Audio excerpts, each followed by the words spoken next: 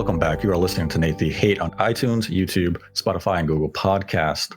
Be sure to like the video and subscribe if you haven't already, and ring that notification bell so you're notified each time a brand new video goes live on YouTube. And today's episode is dedicated to Sketchdog and Shamsa, so we have a double dedication. Each generously donated $100 to support the channel. We appreciate your generosity and support. And once again, today's episode is dedicated to Sketchdog and Shamsa. And I'd like to welcome in my co-host, Modern Vintage Gamer. What's going on, Nate? Great to be here. Always great having you. And we have a hot topic today. This is one that social media has caught fire over, and it is a curious topic because this is the first time in a long time that Nintendo has gone to social media and specifically chose to refute a recent report. Though they don't specifically name the outlet, they do specify the date in which the report dropped. And this is very unlike Nintendo. Typically, we see them maybe issue a press release or a statement to the media saying, we have no comment at this time, or something more along those lines. Instead, they went to Twitter and they put out this tweet. A news report on July 15th, 2021, claimed that the profit margin of the Nintendo Switch OLED model would increase compared to the Nintendo Switch. To ensure correct understanding among our investors and customers, we want to make clear that the claim is incorrect. Now, what was your initial reaction and read of this tweet when you saw it posted early this morning, MVG? Well, it was 3 a.m. for me, Nate, so I was rubbing my eyes reading this tweet multiple times, and I was just a little dumbfounded at what had happened. I wanted to make sure it wasn't a fake account. It was a verified account, which it is, obviously, with the check mark next to the name there. But look, I think this is unprecedented on so many levels, because you're right, Nate. Nintendo is usually a kind of like a faceless corporation where they don't usually single out, reports that are going on in the media and stuff and make comments like this. They usually, like you said, will just say we don't comment on rumors and speculation, or most of the time they don't say anything. And that's just the way things have been done for such a long time. So obviously Nintendo is responding to this, and you're right, they are responding to Bloomberg based on their report from July 15th, specifically Mochizuki with his article about the price increase, potential profit margin of the OLED model, and basically shutting it down. So what do I think about this? Look, I think Nintendo isn't really, I feel like they have just had enough. There's been a lot of reports that Bloomberg has come out with, and we can talk about, the accuracy of those as we get into this, but I don't think they are playing around anymore. I think this is a clear message to Bloomberg telling them to knock it off. You need to stop this. And the world, or the public, in other words, people like us, we're kind of the audience. We're watching this kind of unfold, in 4K. So I think it's interesting. I think it's a very powerful move that Nintendo has made. And I kind of welcome the transparency. I'm not going to lie. I think it was kind of interesting that they did this, but I know that we're going to get into, we're going to dig into this. So I definitely want to hear what you have to say before I say more. But I just thought, Nintendo has had enough. And whether the information that Mochi has presented is accurate or not, I think Nintendo is really just telling them, you need to stop. We've got investors and we're trying to make sure that they are taken care of. And what you're doing is potentially causing confusion and uncertainty with our investors. So we need you to stop this. And I think that's ultimately why we saw that tweet. Yeah, when I saw the tweet hit this morning, I was definitely taken aback by it because this isn't something that we typically see from Nintendo when it comes to official communication with media partners or even investors. But for them to go to the Nintendo Co. Ltd. IR Twitter account, which is specifically reserved for investors and shareholder type of communications, to come out with this statement. And also keep in mind, they didn't issue an official press release with the statement. They also didn't file an official release with the stock exchange with the statement. They solely went to social media to relay this information. So it's clear that their intention was for it to spread. Mm-hmm. They wanted as many eyes on it for not only the consumer, but also the investors, as they mentioned in the tweet itself.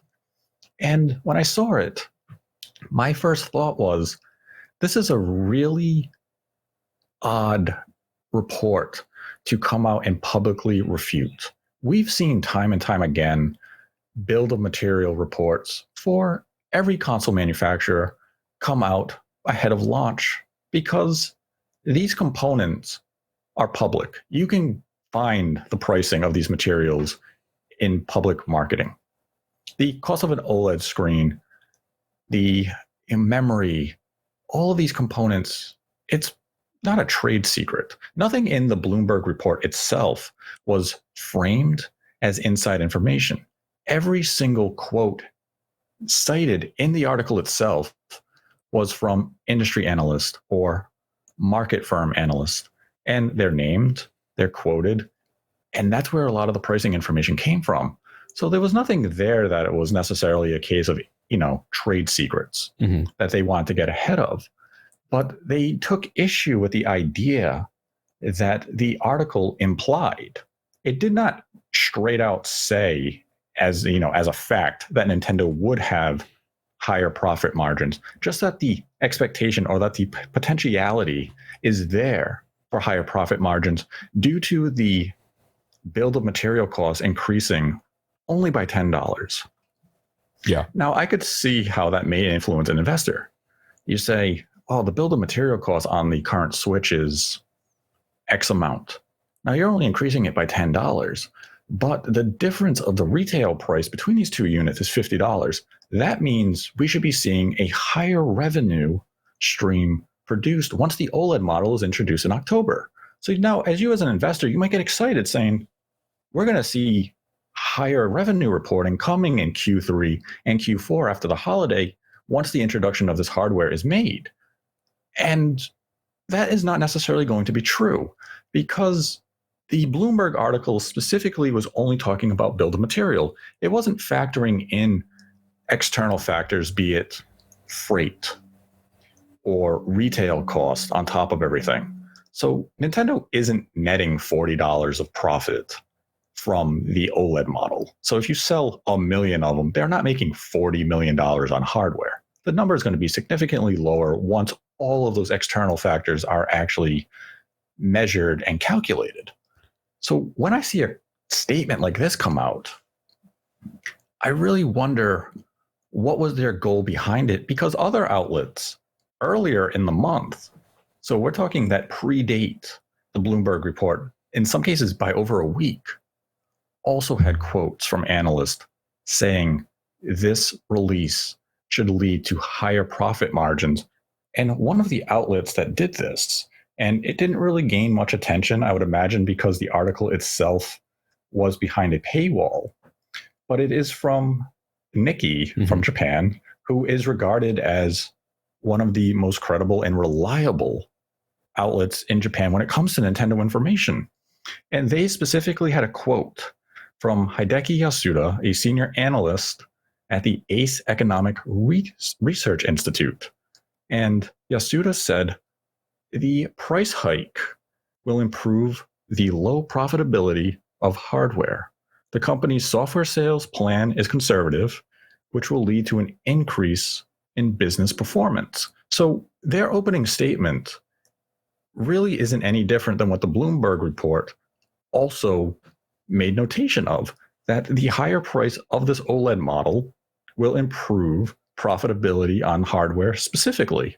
So why was it Bloomberg that Nintendo sought to put a hit piece out on this morning and not all the reporting that was, focused in on the profit margins? And as you made mention, it very well could have came down to that simple fact that Bloomberg has been very vocal over the last several months of a revision coming in 2021. Though Nikki also reported back in March that Nintendo was going to have a revision with a better screen, higher resolution performance that would launch in 2021.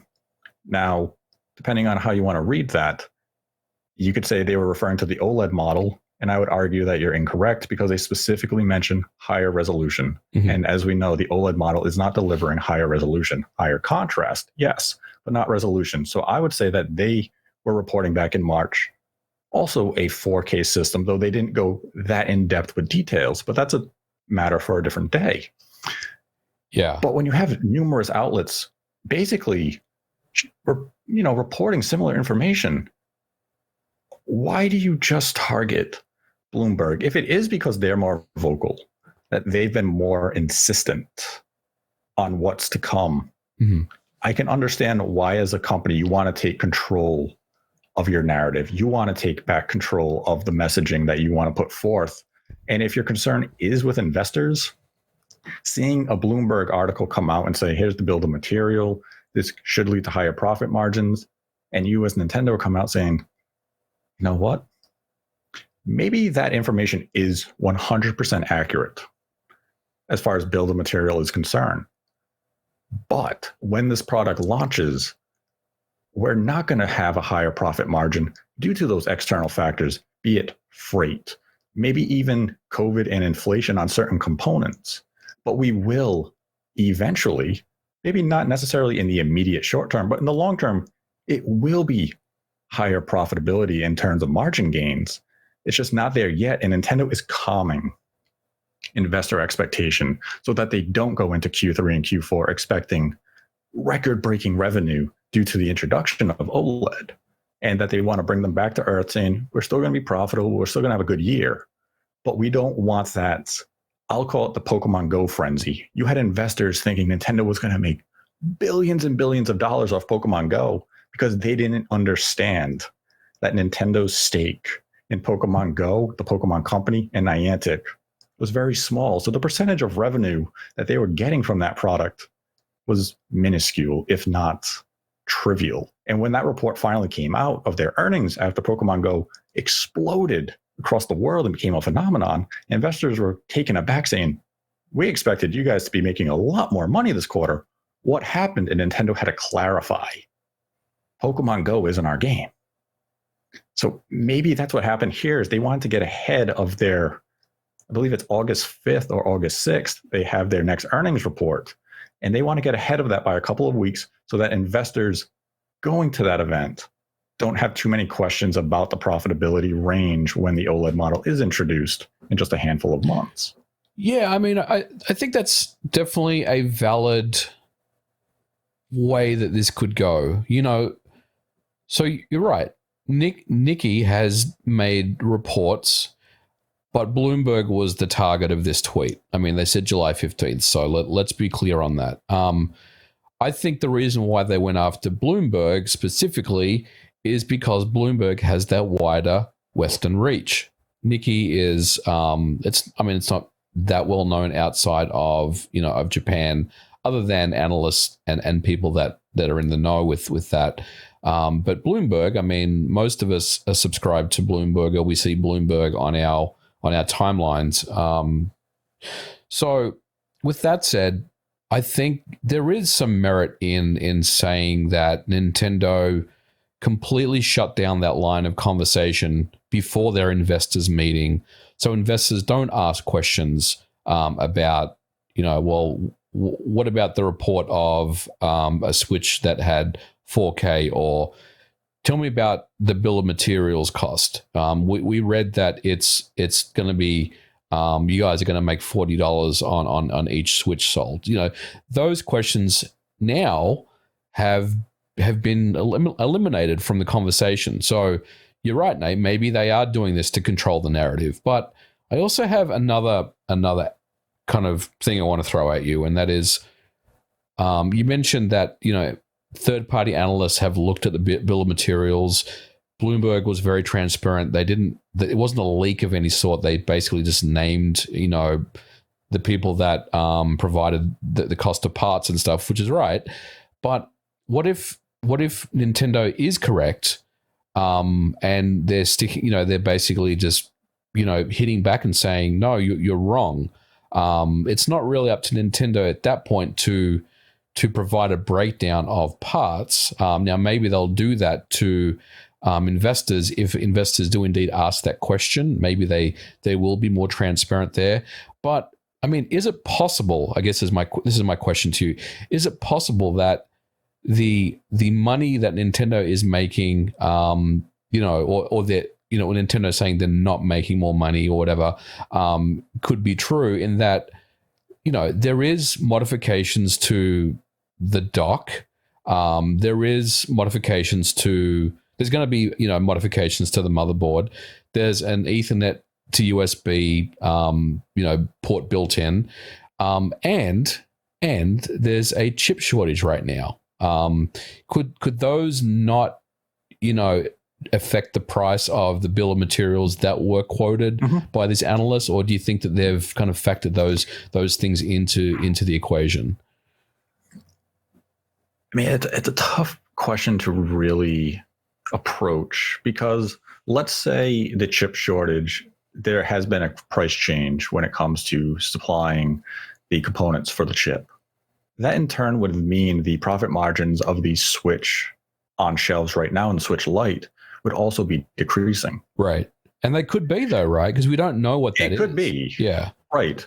And that's one of the aspects of Nintendo's tweet that I do take issue with, is that they really don't specify what they mean when they say, well, what they're saying about the profit margin in the Bloomberg report isn't true. But why isn't it true? Why won't they go into that detail and explain what the discrepancy is in the report and by what Nintendo was saying? Because technically speaking, both can be right. Nintendo can be 100% correct in their statement, and Bloomberg's figures can be accurate as well. And I understand some people may say, well, how is that possible?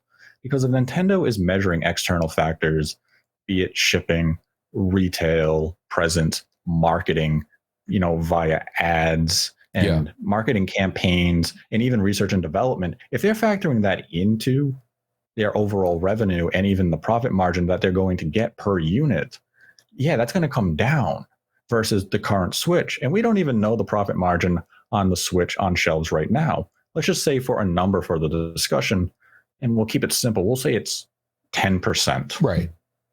So it's $30 based on the $300 tag.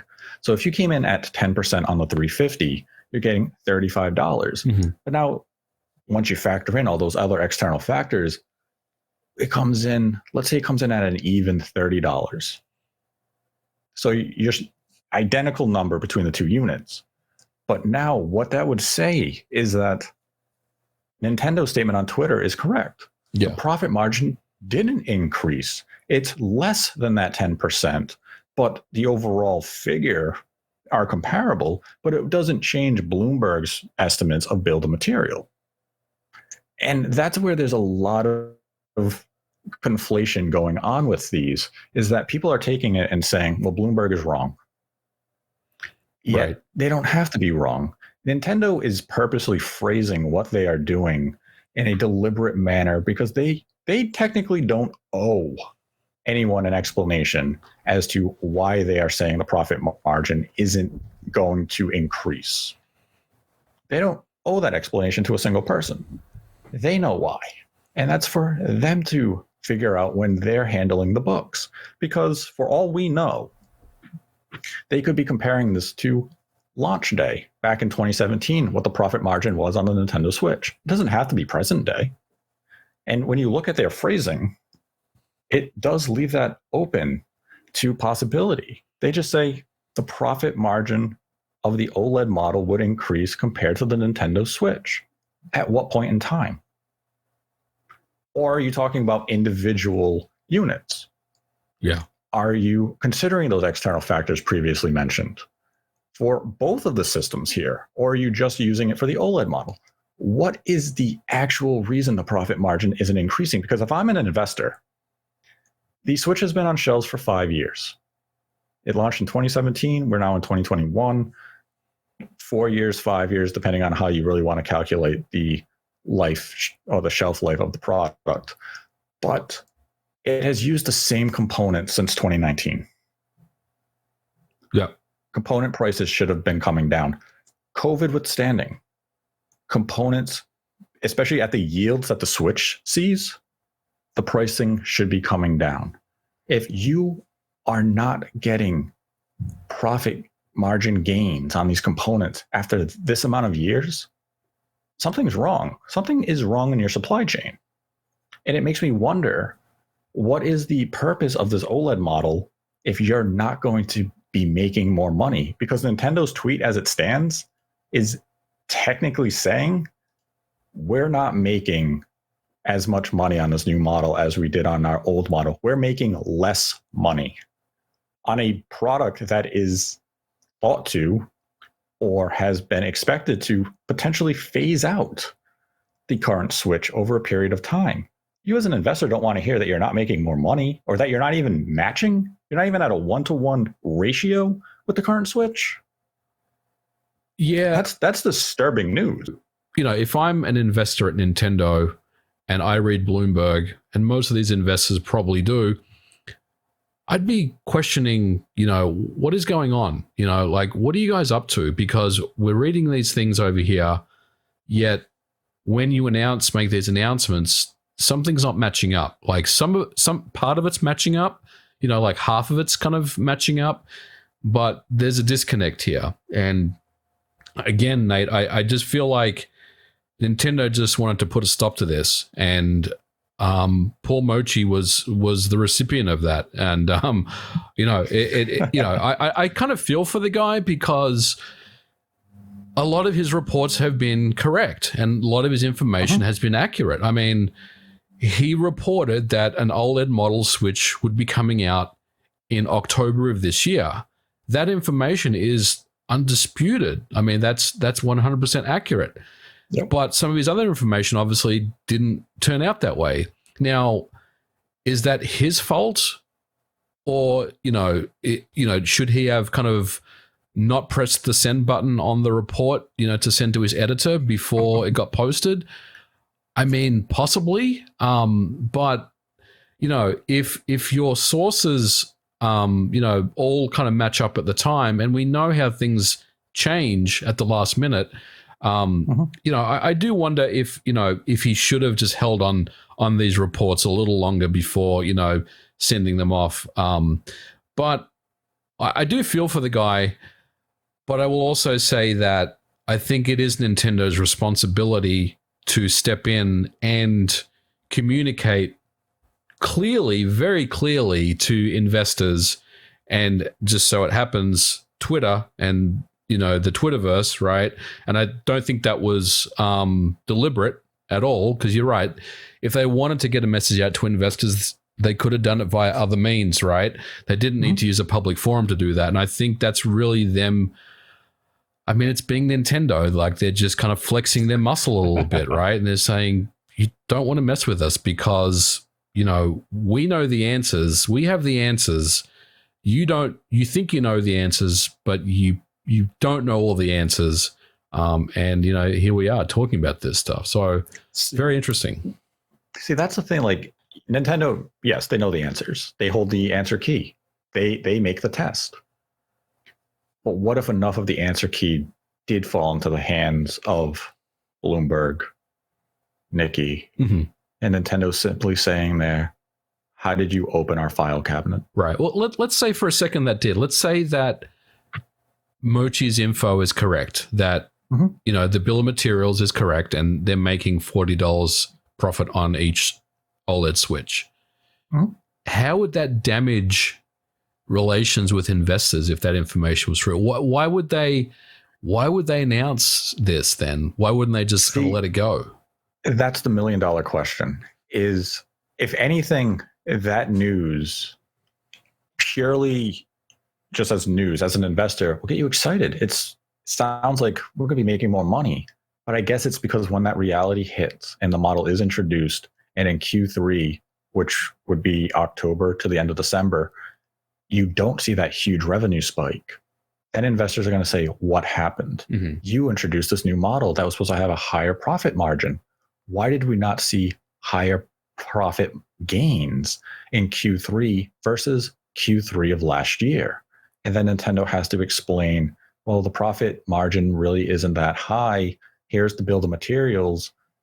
But due to that external factor and everything that went into the cost of releasing this product, right now it's lower than the previous or the other Switch. But that doesn't really sound like something that is out of place at a financial briefing. And that's something that I think as an investor you can understand.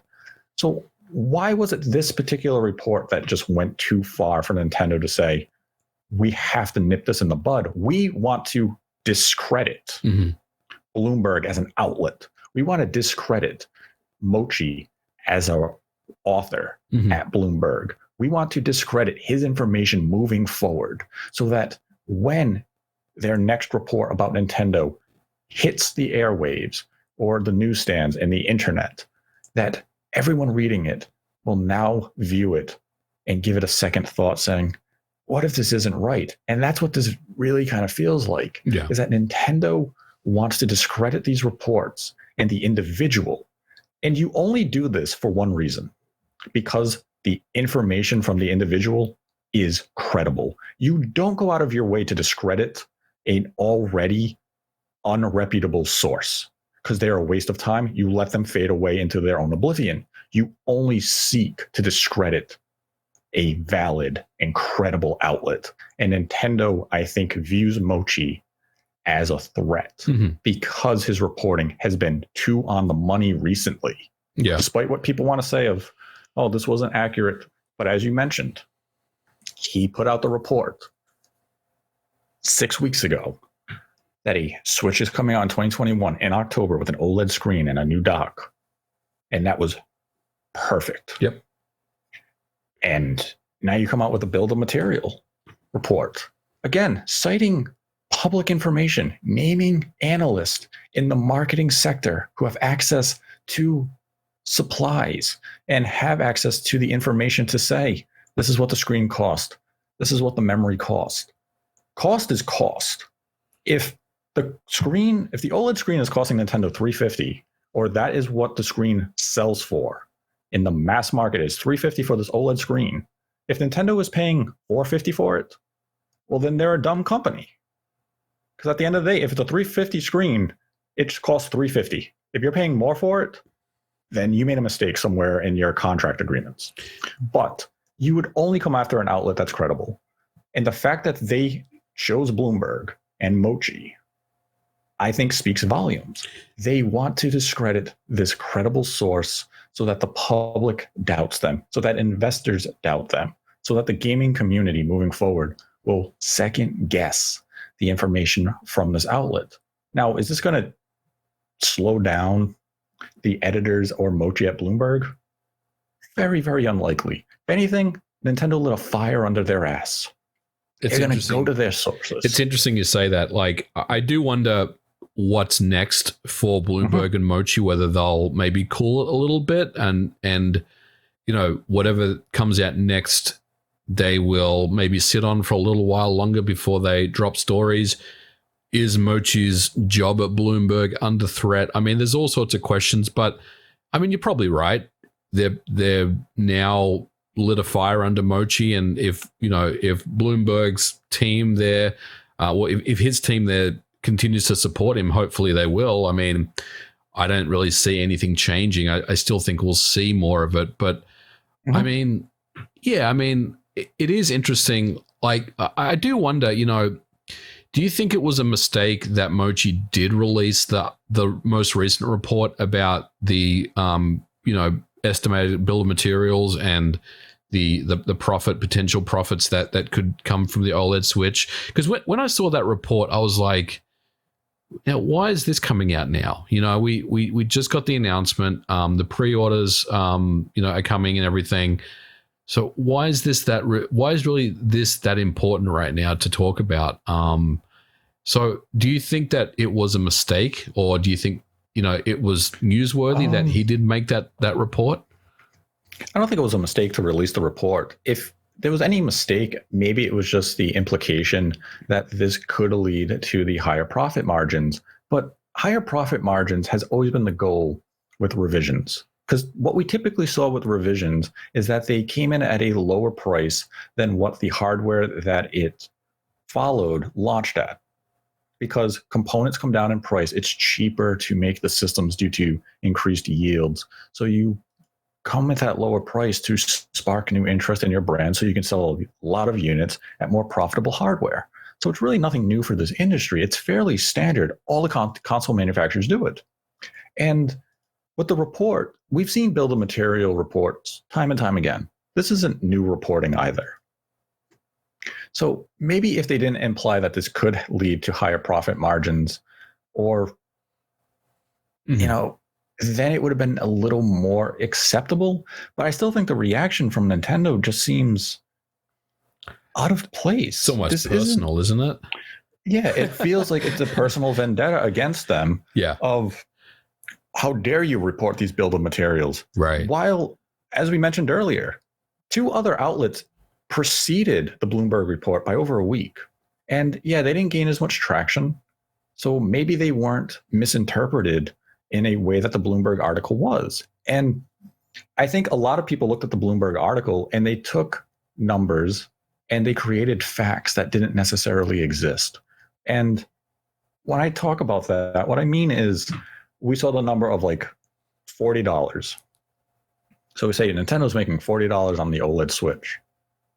From a pure build of materials standpoint, that is the potential profit margin. But as we know, that's not how business works. That's not how hardware works. That's not how the gaming industry works. There's always those external factors. So if anyone operated under that idea that Nintendo was netting $40 a system, that's on you. The report didn't say that. The report was simply saying the bill of materials is $10 more than the current Switch. So that's the only implication that should have been taken away from that article, is that it's not that much more of an investment for Nintendo to produce this new hardware. I don't think that's bad reporting.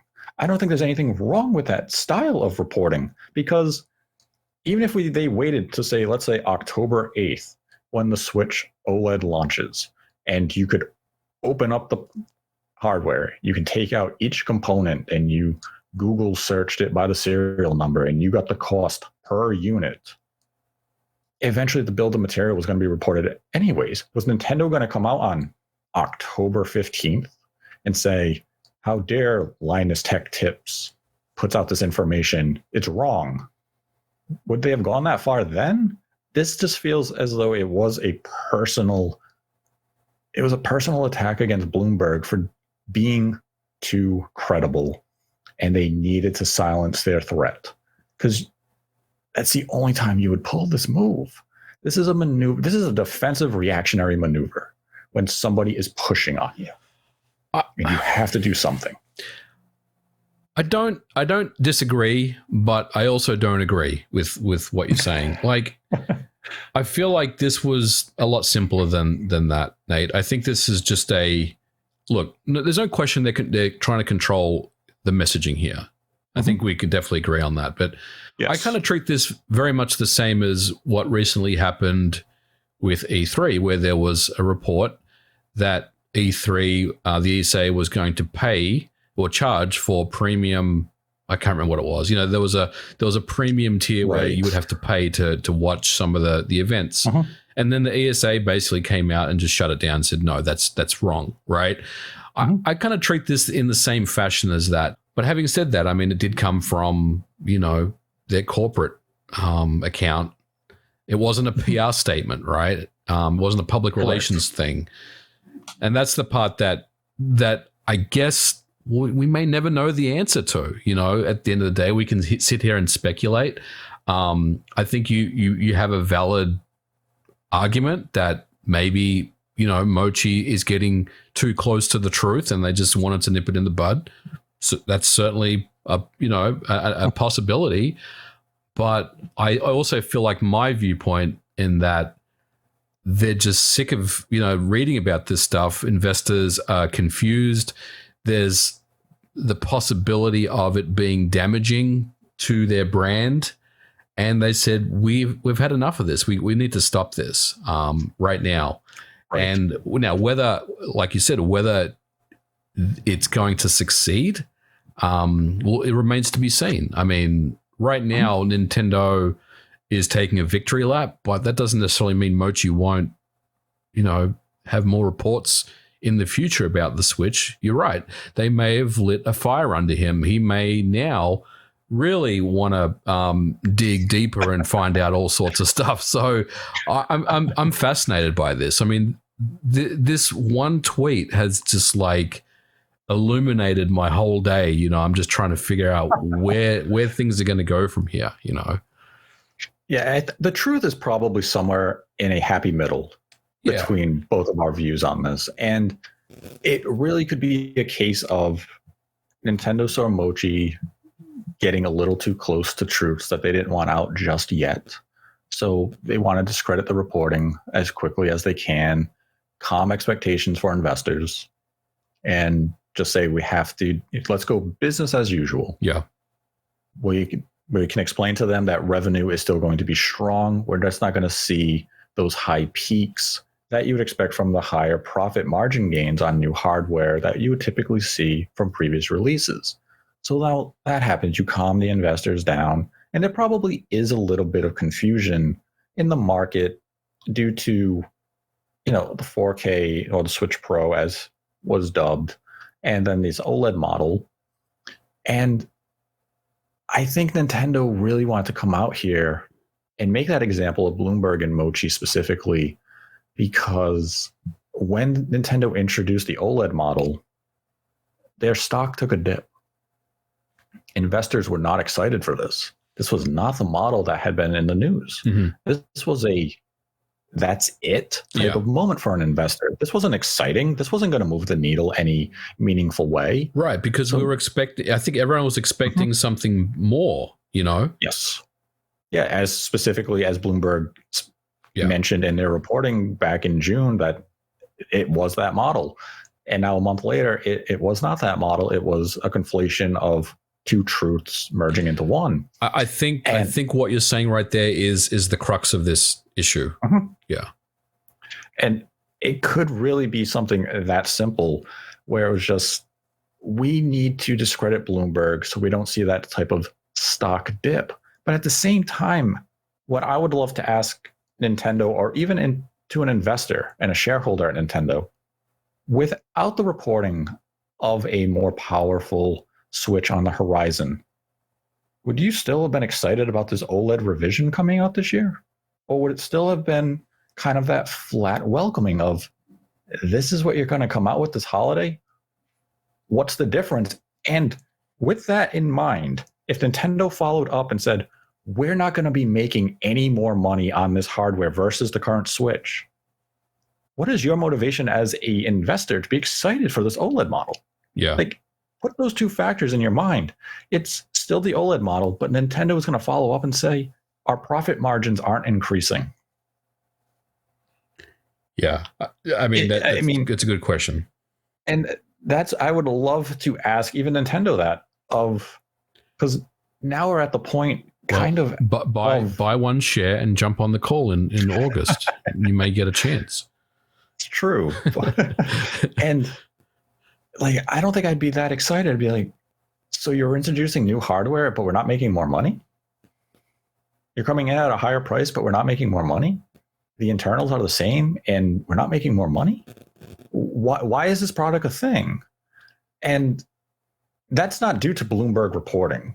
That's just due to an odd product. Yeah. And now it's on Nintendo to say to investors, hey, this is going to become a higher profit margin gainer over a period of time. Maybe not in the first 3 months, or maybe not even this fiscal year. So for the first 6 months, but after that, we're looking at higher profits. And that's where their tweet can be the truth. due to those other factors, will be covered within the first 6 months, and then they net those higher gains. And that's where Bloomberg's report, maybe it was just a little too early, or it is true. It's a weird situation that I really don't understand why Nintendo felt the need to come out to refute beyond the fact that they want to discredit Bloomberg. Yeah, on a 24,000 follower Twitter account. Like, most of these investors probably don't even know about this Twitter account, right? That's true. They're probably reading Bloomberg. They probably read this article in Bloomberg. Yeah, because Mochi reported the tweet saying Nintendo is not expecting higher profit margins on the introduction of the OLED Switch, despite our article that reported the estimates from industry experts suggesting that is the direction that it should be moving in. Yeah. Like, the weird thing with this topic is it makes Bloomberg look bad. Yep. From the reporting standpoint, it hurts Mochi's reputation. But I don't see Nintendo coming out of this looking good either, because this just sounds like you're releasing an overpriced piece of hardware that's not even that profitable. Mm-hmm. Yeah. So, like, Nintendo didn't gain in this in any way. Right. Yeah, and I don't think it was really their goal to gain in this. I don't think this tweet was there to look good, to win back some, some fan accolades or something, because they were disappointed about the OLED model or whatnot.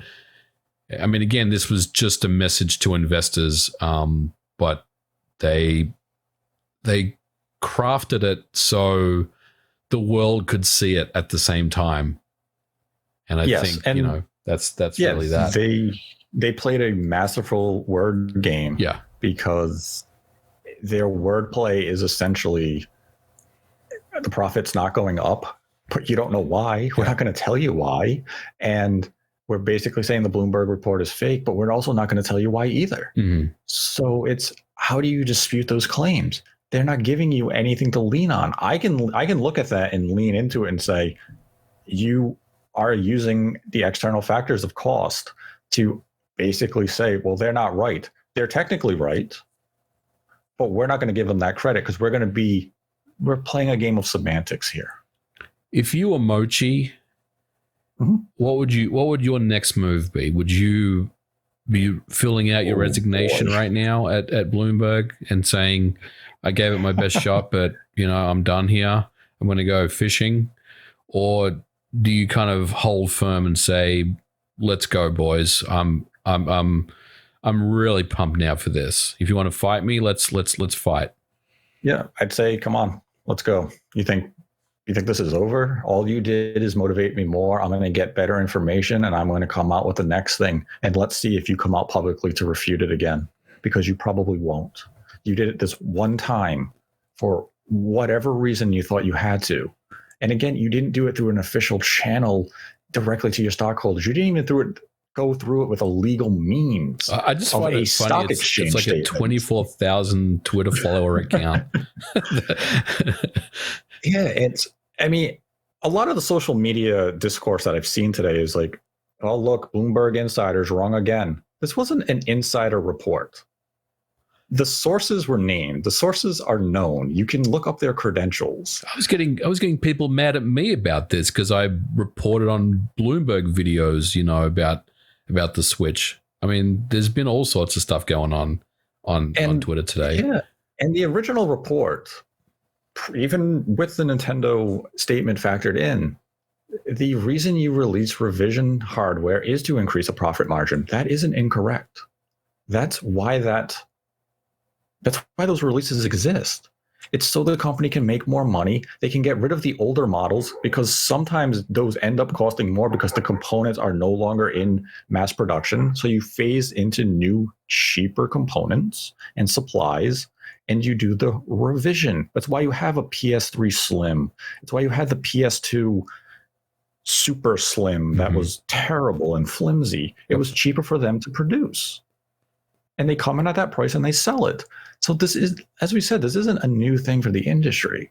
So Nintendo going that route, which they have done with the DS, the 3DS, they made that red Wii for Canada. Oh, I love that Remember thing. that? The Wii Mini, I've got one. It's so, Yeah, the it's Wii so Mini. great. It doesn't have any online. Hey, man, you want a system that has no DRM on it at all and plays every Wii game offline? The Wii Mini's got you covered. It has no online, has no GameCube support, has no GameCube disc.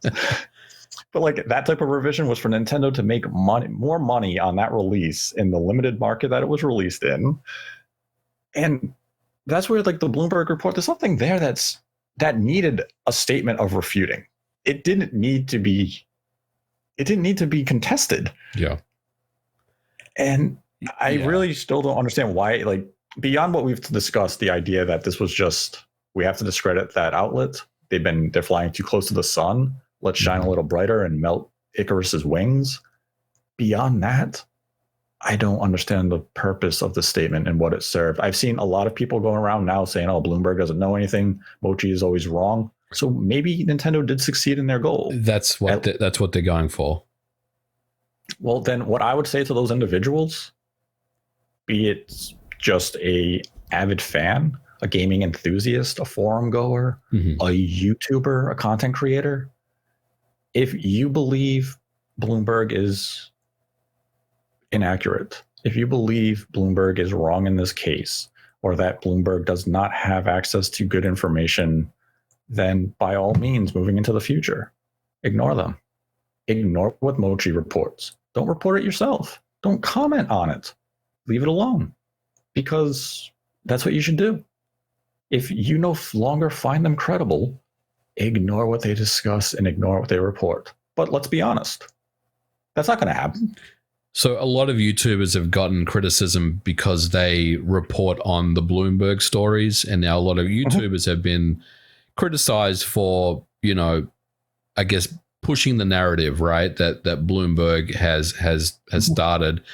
So do you think that it's a YouTuber's responsibility to, question the Bloomberg reports that Mochi will bring out in the future, or do you think it's within their right to just continue to do so as they have? I mean, look, news is news, and I think if it's coming from Bloomberg, it should be talked about, right? For the most part, unless it's just some silly small fluff piece.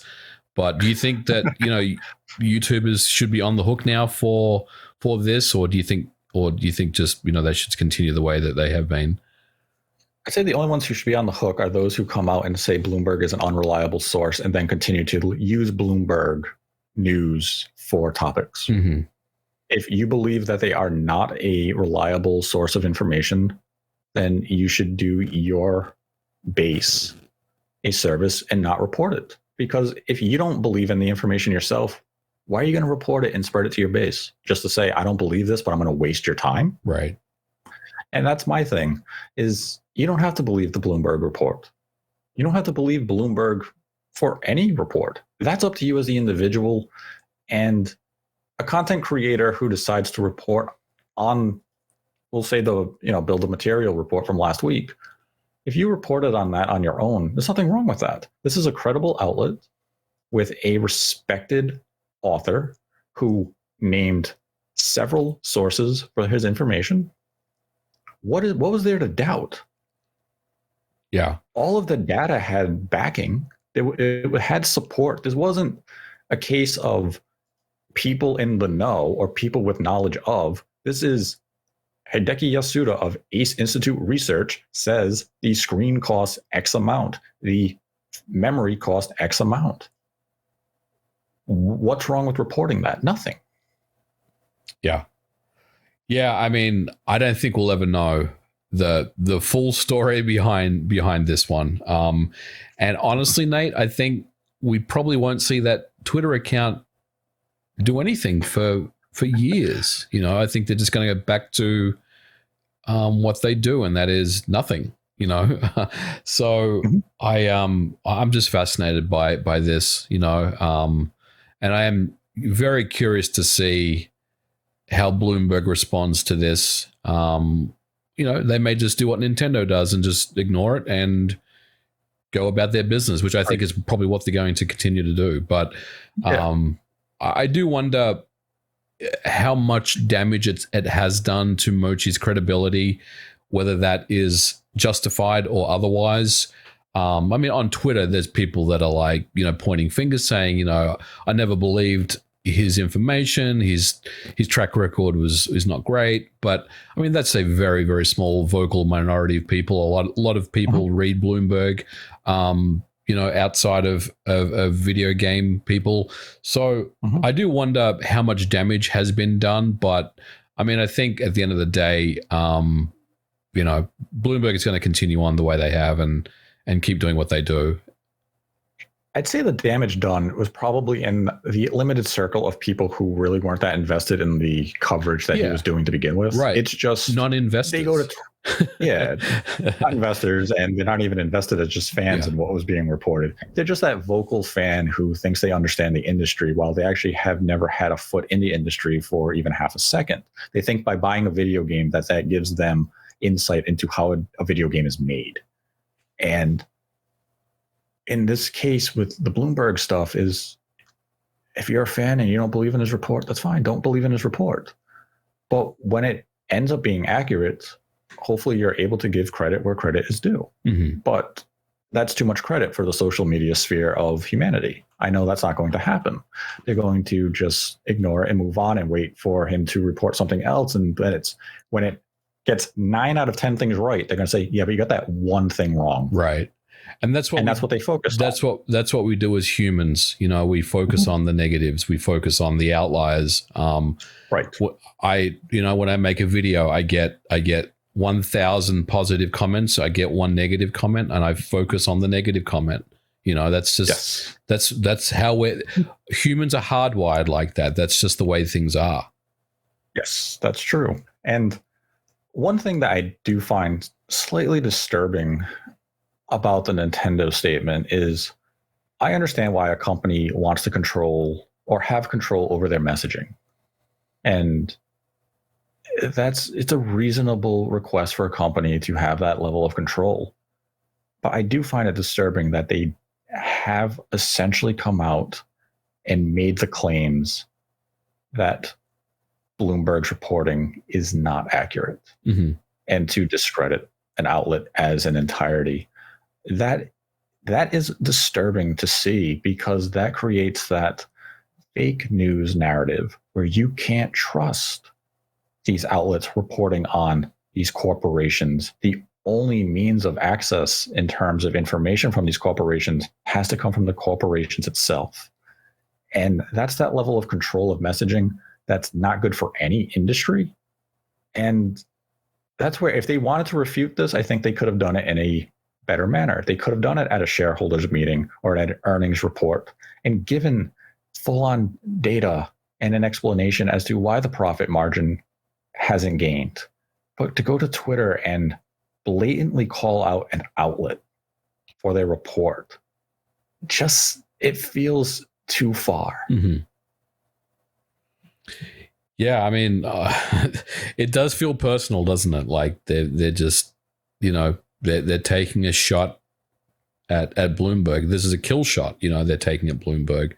Other outlets did report the same information. Nikki and was it Post 7? I can't remember the other one, but there were other outlets that reported this before Bloomberg got a hold of it, a week before Bloomberg got a hold of it, and nothing really came of that. So it's just, it does seem very calculated, and there's just some level of, I don't know what it is, personal, or there's just something there, with them. And Nintendo, Monday morning, they woke up and they said, nope, we're going to put a stop to this today. And they have for now. We'll see where it goes from here. Yeah, I would imagine investors will have follow-up questions, even on this tweet itself, of saying, well, why did you do this? If I was an investor, I'd be asking, can you talk about the tweet in some more detail? Why did you disclose it on a public forum? And, what was the intent of the tweet beyond, basically shutting down any, perceived misinformation or otherwise. And like we said, it is weird because every company faces rumor. We can look at Microsoft weekly. There are weekly Microsoft is in acquisition season that they're going to announce that they just bought a new company. You've never seen Microsoft go to Twitter and say, the report from outlet Y is incorrect. We are not buying any studio anytime soon. Mm-hmm. That never happens. Even with Sony. Sony doesn't have as many rumors that really float around them, but you just never see a company do it this way. And as we mentioned earlier, typically Nintendo puts out that very generic, we don't comment on rumors and speculation. And this time that when they just come out and totally dismiss a report, and there's been reports in the past, even in recent history, that ended up being inaccurate, but they never came out and actually said it. Mm-hmm. And that's where it does feel personal. This was a hit piece on Bloomberg. And I mean, I do think they just lit a fire under Mochi and Bloomberg to say, if you guys think you knocked us down, you didn't. We're going to continue to do business as usual. We're going to report what we want to report. If you want to refute it, by all means, go ahead and do it. And that's the weird thing with this tweet, is they don't really even fully refute the report itself. Yeah. They don't refute bill of material costs. All they refute is the idea that profit margin gains could happen. So that means Nintendo themselves couldn't really come out and fully say the report was inaccurate. Just the idea that profit margin gains may not be there day one. Mm-hmm. I don't get it. Yeah, I don't either. Just very, very interesting tweet. And yeah, let's see where it goes from here, man. I don't know. If I was Mochi, I'd probably be taking the day off work today. But yeah, I'd probably come back, energized and ready to go. Hopefully, Bloomberg's got his back, and I think they do. And yeah, absolutely. I'm curious to see where it goes from here. What he uncovers, what he decides to report on next, because I'm sure it's not over. It's definitely not over. If anything, this is just the beginning of an epic saga of the Bloomberg versus a Nintendo Odyssey. And I mean, I can only speak for myself personally. I will continue to read Bloomberg and Mochi's reports, and I will view them as credible until I see something that is truly 100% off target. Mm-hmm. Until that happens, I am still in his corner and I support him. And that's not going to change for the foreseeable future. He is a quality reporter. He has made a name for himself at Wall Street Journal, Bloomberg, highly credible, reputable outlets that everyone in the industry respects. And I continue to respect the work that they do. And we can move into some of the Streamlab questions for the week.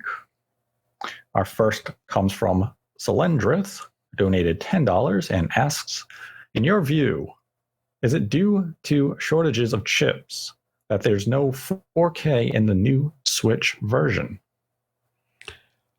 I believe that the OLED model was very likely their plan, not necessarily for 2021, but likely for holiday 2020. So I don't think 4K is why this specific model does not have 4K, but I do believe that Nintendo probably had intentions of having the Switch Pro come out in 2021, but due to the impacts of COVID and congestion for the semiconductors and such, they probably had to delay and pivot on that project. So the status of that is probably still up in the air, because Nintendo could definitely pivot at this point and say, hey, our plan was 2021, but due to everything that happened that caused a delay, maybe we'll change how we're going to position that product and hold it for 2023.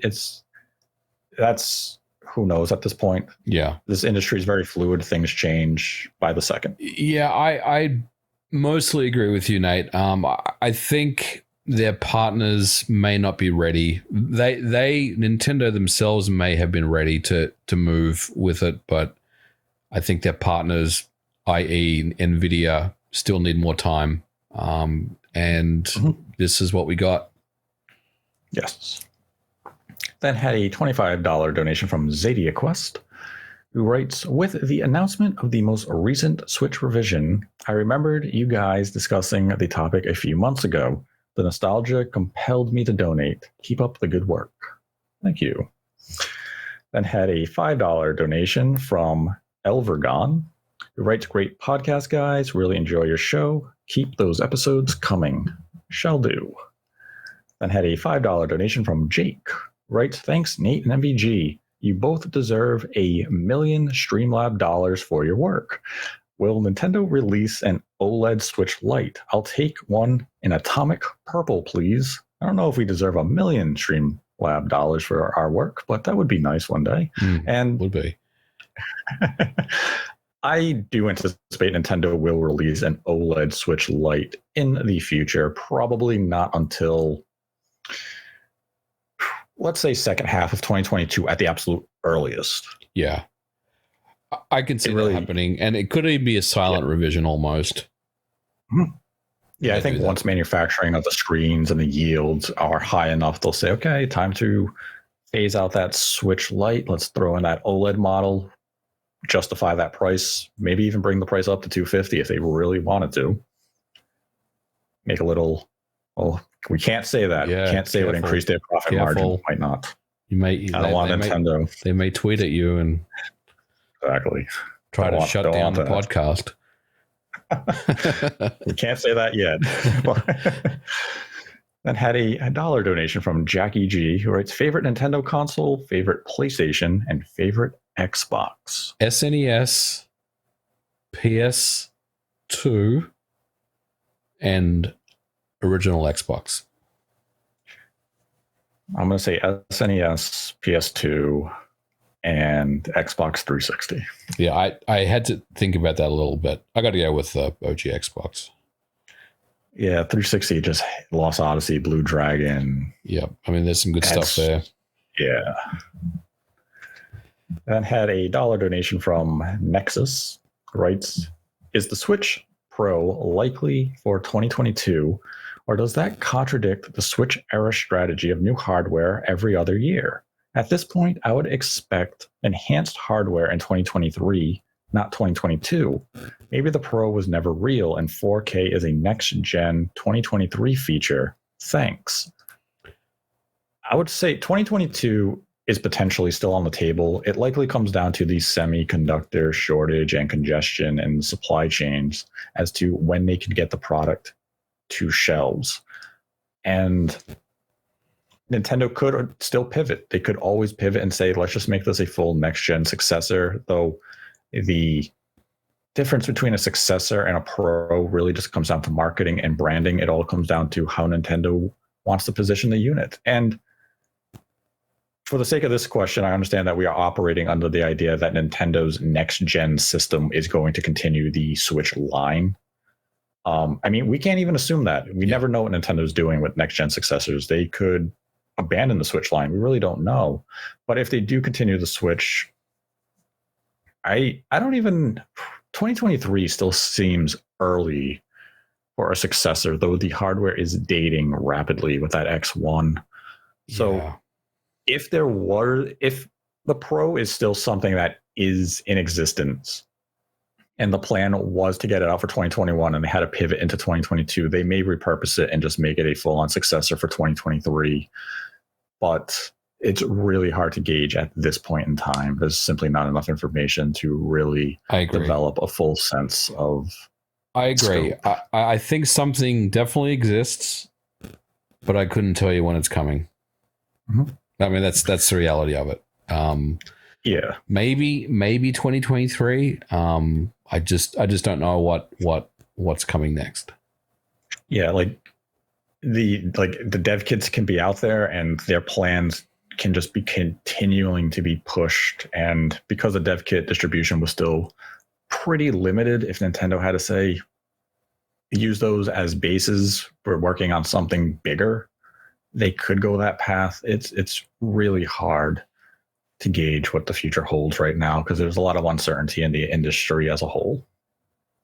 That had a $100 donation from Sketchdog, the first dedication for this episode. Thank you. They had no question. Then had a $5 donation from Slopez DO5.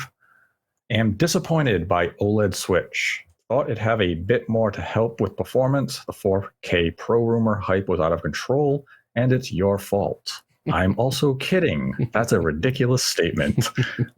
Please say, shut up, Slopez, so everyone can calm down. Go on, Nate. Shut up, Slopez. I'm sure he's going to clip that. You can probably end up as like Fringe's introduction again. We can have it as his ringtone on his mobile phone. That's true. Yes, I am underwhelmed by the OLED Switch, and I made a video talking all about why I was underwhelmed by it. So if you haven't seen it already, go check it out. Then had a follow-up $5 donation from Slopez DO5. Writes, the white Switch looks nice. And though I mostly play in SICK, the nicer screen does entice me to play handheld more often. I think SICK meant dock. Do you think when general public finds out Metroid is a woman, that'll help or hurt RGT 85's chances in either direction? If people don't know Samus is a woman yet, they're never going to know. Yeah. Yeah, I don't think that's going to hurt or help Sean in any way with his bet. Nintendo is the only thing that can hurt or help Sean at this point. I'm actually Team Sean for this one. I think Metroid's going to sell 2.96 million. Within that first year up to the bet end or for LTD? Oh, well, what was the bet? Sean has until October 8th for Metroid Dread to sell 3 million copies. Yeah, I'd take that bet. He has 1 year. I'd take that bet. I could see that's my struggle with it. I can easily see the game eclipsing 3 million lifetime sales, but it's not going to happen within that first year. It might be a little evergreen where it sells, maybe that 250,000 copies for a couple of years after the fact. So I could see it end up over 3 million. Yeah, I think the OLED model marketing helps, but I mean, the OLED models have sold out, right? And as far as we can tell, when are we going to see them again? People are going to be like, oh, that game that came out with the OLED model that I can't actually buy. Oh, what was that one again? I don't remember what it was. It's going to be interesting to see how that title releases. And I think the first month of sales are going to be pretty telling. Like I said on the Spawncast before, I think come January when Nintendo does their Q3 financial report, if Metroid Dread is below 3 million in those first 3 months, which would be October, November, and December, I think Sean has a realistic chance of winning the bet, depending where the report comes in. If it comes in at like 2.8 million, then Sean's going to lose. If it comes in closer to like 2 million flat, I think Sean ends up winning in the end. Mm-hmm. But that's when January, no, I think it's February when the numbers come out. By February, we will have a good idea whether or not Sean has to play Balan Wonderworld. Then had a $2 donation from Liam Werner, who writes 2 questions, and they are related. Do you think the Steam Deck is a good indication that Valve isn't going to port their games to Switch? And do you think the Steam Deck is a threat to the Switch's success in the future? Now, this is a topic that we will touch on in the very near future, but has Valve brought any games to the Switch yet? I don't think so. Yeah, I don't think they did. And whether or not the Steam Deck is a threat to Switch's success in the future, I will say very flat no. Yeah, I would agree with that. I'm just thinking about like, why wouldn't they bring like the orange box to the Switch? How cool would that be? But awesome. That's another conversation. But we can definitely we definitely wanted to talk about the Steam Deck versus Switch discussion. So we'll be covering that on a future episode. Yes. Then had a $1 donation from Jamax, who writes, people are saying Valve is the Nintendo Switch killer, but they do not realize that people said the same about the PlayStation Vita that was much more powerful than the 3DS. Do you think that people do not realize that the Valve Deck is not a casual gamer product. A lot of what we're seeing on social media in terms of reaction to the Steam Deck is from the core gamer base. So these are Valve fans, these are PC gamers, these are the hardcore enthusiasts. So I do believe that is some of the factor being, distributed in online discourse at this time, because as we've mentioned elsewhere, if I can't walk into a store and just pick one of these up, that automatically caps its sales potential and appeal. But that's also something we'll go into greater detail once we discuss this topic. Then had a $3 donation from Jamax, who writes, Nintendo was right not to put out a Switch Pro this year. It would have been compared to the Valve Deck, which would have hurt Nintendo Switch Pro sales. Do you think that the true comparison should be between the Valve Deck and the next-gen Switch? I mean, they will inevitably be compared once a next-gen or a more powerful revision of the Switch is introduced. That's just the natural order of things. And of course, the goalpost will move at that point if Nintendo's comes out a year or two later and they'll say, well, it has newer tech. Of course it's better. So I wouldn't say necessarily a true comparison can be made between the two, because they're very different products. Yeah. Yes, they're both portable. Yes, they're portable gaming consoles, but they're very different. They're targeting different things. And one is the size of a miniature car, and the other one is a slightly more handheld in comparison. But when the Valve Deck is like a Mini Cooper compared to a Switch, I mean, the elements that we could compare are infinitesimal in truth, but that's something we'll also discuss in more detail when we do the topic on this.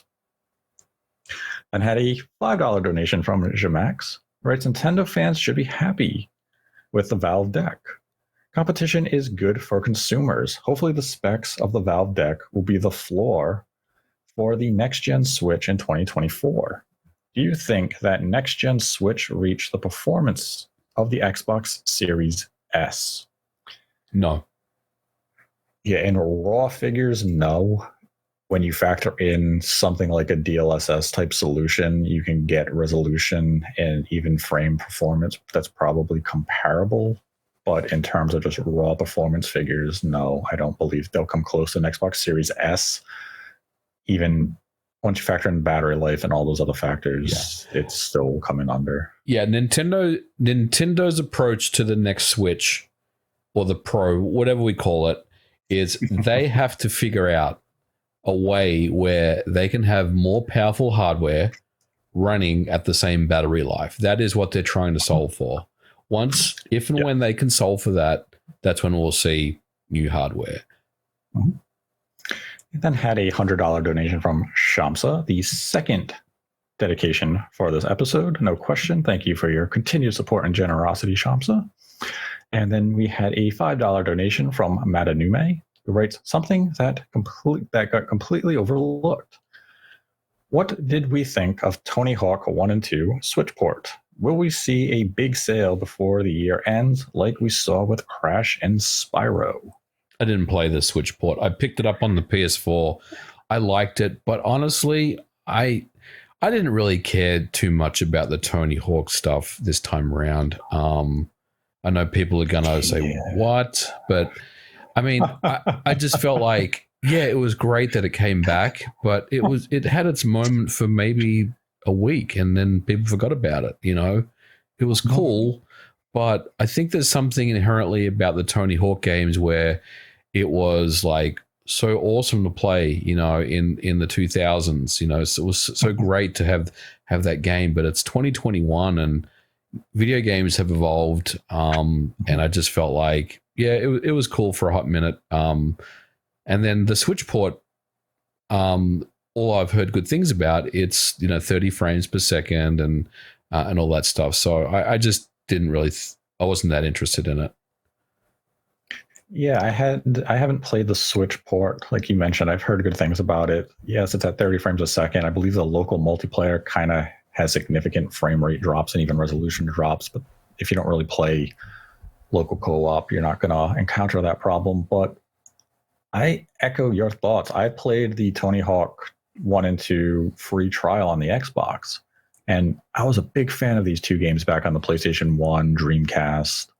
So I was like, I can't wait to pick this up. And the magic just wasn't there for me. Yeah. And Same. I mean, maybe it's because I'm 22 years older than I was when I played these games. I'm not a kid. I'm not into that skateboarding, that generation anymore. So it just lost that sense of appeal. It played well. It just didn't resonate with me the way I thought it was. I went into that free trial excited. I was like, I can't wait to return to the Tony Hawk 1 and 2. And as I'm playing, I was like, it's playing like I remember, but I'm just not having that high that I remember. And it was disappointing, actually. It was kind of like, it was kind of like that moment of, wow, youth is gone. Yeah, I agree. And I don't want to rag on the Tony Hawk stuff because it's a good game, right? Like it reviewed well. It's great. It's got great quality of life features and everything. Mm-hmm. But honestly, if I want to play Tony Hawk, I'd just turn on my Dreamcast and play 1 and 2 on the Dreamcast because I don't have to mess around with connecting my system online and downloading the latest patches and all that. It's just easier if I just play the original games. And not to drag this topic on for too long, but it reminds me kind of the bit that came up where people said, how can a remaster score lower than the original? But if I were to review Tony Hawk 1 and 2 on these modern platforms, I absolutely would have came in lower than the original just because my feelings of that joy weren't there. And some of it is definitely nostalgia, where I'd rather hook up my Dreamcast and pop in Tony Hawk and play it on my Dreamcast than play it on these modern consoles. And maybe it's something about the visuals. Maybe it's just something about the control and the overall feel of the game that is just ever so slightly different. And that's what resonates with me. Like, this port is beautiful. They did a fantastic job with it. If you have interest in these games, pick them up. You'll maybe enjoy it. If you're looking to get that nostalgia high, you may fall into that category of like MVG and myself of there's just something about it that wasn't there. And I can't put into words what it was that was lacking. Mm-hmm. I wish I understood it because this was definitely a release I was looking forward to a lot and saying, I can't wait. Or even Tony Hawk on the PSP. Yeah. It was fantastic at the time. And it's really disappointing that I just didn't get that feeling again. Yeah. And it's no fault of the game because the game is brilliant. It's just, it's us. I mean, I think there's something there about, does everything need to be remade or remastered, and maybe that's a separate conversation, but not everything needs to come back, Right. I mean, and I don't want to say that they were products of their time, but when you think about how big skateboarding was in the late 90s, early 2000s, Tony Hawk was a legend. He was a pop culture icon.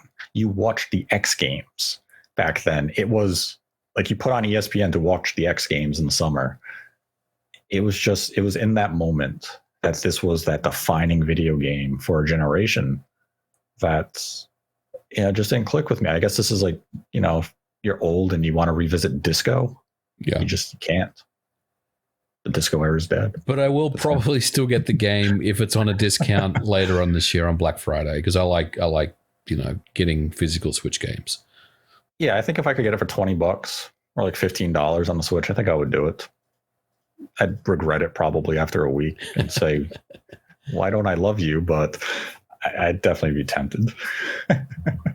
That was the final Streamlabs question for this week. Thank you all who donated, asked a question, and continue to support the channel. We greatly appreciate it. And once again, today's episode is dedicated to Sketchdog and Shamsa, each who generously donated $100 to support the channel. And as a reminder, if you donate $100 or more, we will dedicate the episode to you, or you can donate any amount, ask a question. We will answer it at the end of the episode.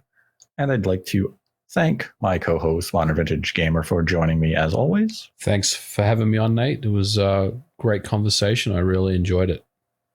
Yes, it was definitely a fun conversation about this very odd occurrence with Nintendo going specifically after an outlet and their attempts to discredit them. Hopefully everyone enjoyed this episode. Let us know your thoughts on the situation in the comment section below. If you enjoyed the video, give it a like. If you didn't, give it a dislike. If you have not subscribed to the channel already, be sure to do so. We will be back soon with another episode. We will very likely be talking about the Nintendo Switch versus the Valve Steam Deck, and there is a lot to go over on that topic. But until next time, continue to embrace the hate.